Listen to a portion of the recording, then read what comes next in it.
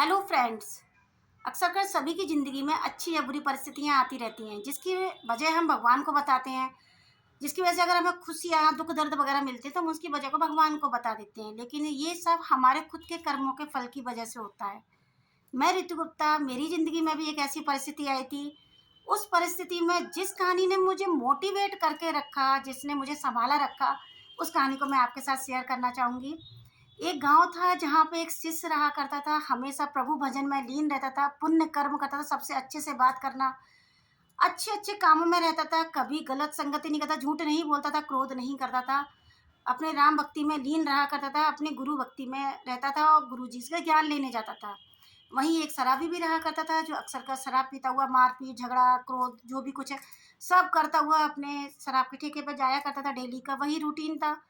अक्सर कर दोनों शिष्य और शराबी का आना-जाना एक सामने-आमने डेली हुआ करता था। अक्सर कर वो लोग आमने-सामने से निकला करते थे, डेली की बात थी ये।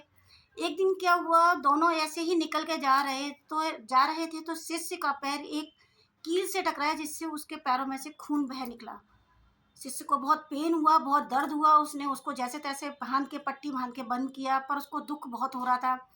सेम टाइम पे उसी टाइम पे वो शराबी किसी पत्थर से टकराया है, उसने उस पत्थर को गुस्से के मारे उठा के फेंकना चाहा तो उसके नीचे कुछ रुपए मिले, जिसे देख के वो खुशी के मारे फूला न समाया, उसको लेके अपने घर की ओर चल दिया।